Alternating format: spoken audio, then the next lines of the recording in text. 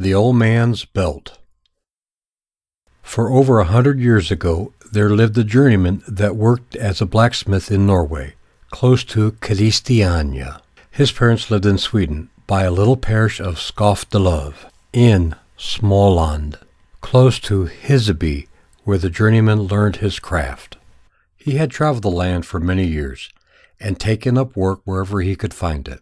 Then one Christmas Eve, as the journeyman was working for his master in Kristiania, he suddenly told his friends as they were celebrating, "It sure would have been nice to be home in Huseby tonight." His companions made merry and agreed they would rather be home. The night moved along as they talked, and eventually the journeyman got up to get more work done.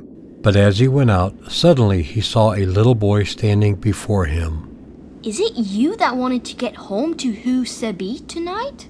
The boy asked. The journeyman answered, "Sure, I'd love that. But it's simply not possible to travel that far at this point." The boy replied, "Yes, if you want to get there tonight, then you shall, before the midnight supper has been settled." The journeyman started laughing at the boy's remarks, but got curious nonetheless. "As sure as I'm standing, such a trip would be impossible." The boy answered yet again, "Yes, come and follow me just for a little bit. Then I'm sure we will make it." The journeyman thought about it for a while. As the proposition seemed amusing, he eventually replied, "Very well. I might as well come with you, just to see how it goes." He followed the boy deep into the forest until they reached an old cottage. Inside the cottage, he met with the old man laying down in his bed by the corner with a large iron chain around him.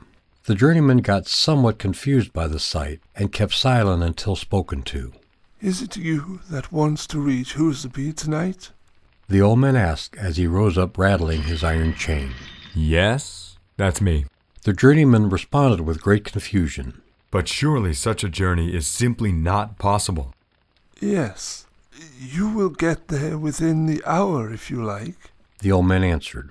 "When you get there, you will be standing at Nygard's courtyard. You will get there, but not any further. Thus you will not have far to home." The journeyman thought for a while and was about to turn back as he thought they were making a fool of him, but he eventually decided to play along. "All right, let's get going then." "So it shall be," the old man said and gave him a strange-looking belt. "Put this belt on. This shall make you ready for travel. You should not be afraid, though. It's nothing dangerous.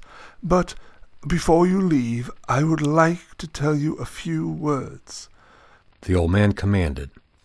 "As you get there, you must promise to run a little errand for me. If you should not honor your word, great misfortune is going to befall you. As soon as you've reached the farm, you shall take off the belt and enter the house where you will ask to see Mother Marlin. As soon as she arrives, you must put the belt around her, since I want her to have it. I happen to know her very well, as I once lived in that area for over 100 years. My house was in the great mountainside in the middle of Huseby Forest, but I was driven away due to certain events. I once was a blacksmith, too, in my younger years, and I even made the hinges upon Skatelov's church doors. And once more I plead with you, do not forget to put the belt around Mother Marlin." The journeyman gave his word in amusement, but to his great surprise, as he put the belt on, it started to rumble immensely, and within a single moment he was flying through the air. Within only a half an hour, he suddenly landed in Nygard's courtyard without as much as a scratch on him. He quickly took off his belt to step inside to ask for Mother Marlin. As an old noblewoman stepped up with bitter face, "This is the belt that an old man asked me to give you, Mother Marlin." Even though the journeyman had promised to put the belt around her as soon as he saw her, he couldn't remember to do so at that moment because of his great surprise.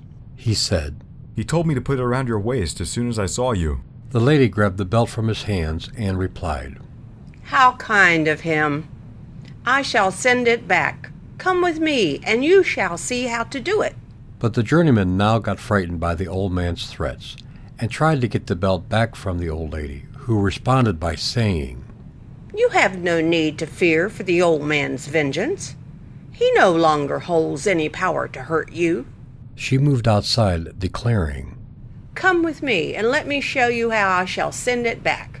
She put the belt around an old oak tree, and suddenly it was ripped up by the roots into the sky, with a huge commotion.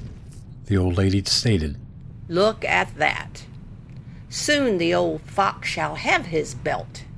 The journeyman, whom very much admired the old lady's cunningness and bravery, eventually got to know that it's been the old man's plan to bring her back to Norway, probably because it was she that banished him from these lands in the first place. The journeyman said his goodbyes to turn back home for a good night's sleep, and if these tales are to be believed, he stayed clear from Norway from that day on, since he feared the old man's vengeance.